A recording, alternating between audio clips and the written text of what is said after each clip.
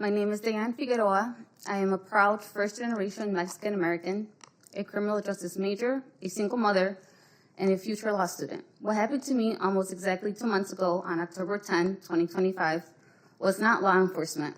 It was violence, blatant racial profiling, and a shocking abuse of federal authority. That morning, I kissed my son goodbye and watched him walk into school, never imagining that it would be what felt like days before I felt safe again. On my regular commute into Chicago, I approached what looked like chaos. Cars stopped in the middle of the street, people running, yelling, and recording on their phones. Moments later, my life changed forever. A silver SUV with double-tinted windows suddenly swerved into my lane and struck my car. The driver's face was almost entirely concealed: hat, dark-tinted glasses, and a face mask. He made no gesture, no signal. Before I could even process what was happening, his passengers, other masked men, jumped out with guns drawn and aimed directly at me. They ripped open my door. One of them screamed in my face, demanding that I get out, yet never identifying himself, never asked me for my ID, and never told me where I was being detained or why. They never read me my rights. Instead, I was violated. These tough guys violently dragged me out of my car, yanked me by my feet, and ripped the phone out of my hands. Beaten, bleeding, and barefoot, I was thrown into a red van. I begged them to tell me who they were and where they were taking me. No one answered.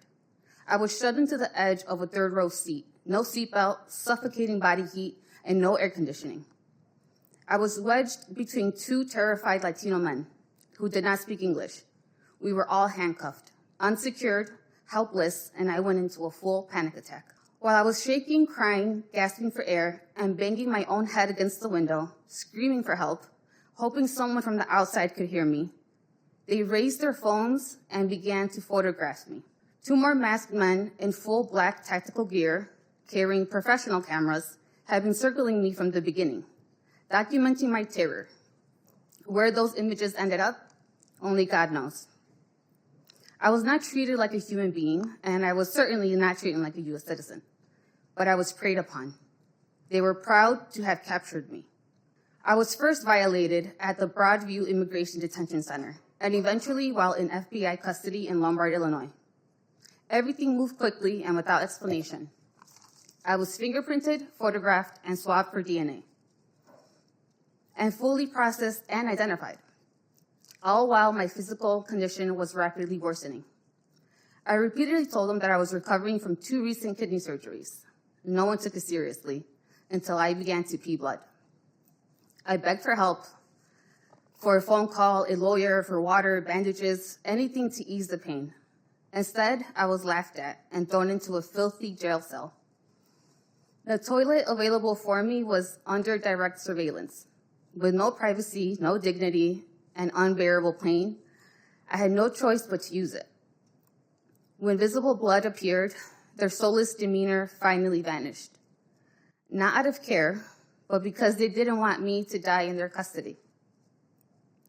While I was being kidnapped, my family and friends were desperately trying to find me, contacting the members of our inner circles, elected officials, civil rights organizations, and legal advocates. They did not know whether I was being killed, kidnapped, or trafficked. Hours later, I was finally allowed to access my phone again by the heroic paramedics. My cut, trembling hands could barely type, but I managed to send a message at 2:07 p.m. in an ambulance. Within seconds, my boyfriend replied with something that stunned me: a photo of the very Village of Lombard ambulance I was inside of. Their determination, love, and the refusal to stop searching are the only reasons I was not lost entirely, like the hundreds of people, including children, who had been reported missing from the ICE locator system since these domestic terrorizations began in our country. Or worse, killed, like my neighbor and father of 2, Silvario Villegas Gonzalez of Franklin Park, Illinois. A father of 2 minors, my neighbor. He died in the course of an ICE operation. What happened to me that day is not an arrest. It was an assault and a kidnapping of a U.S. citizen.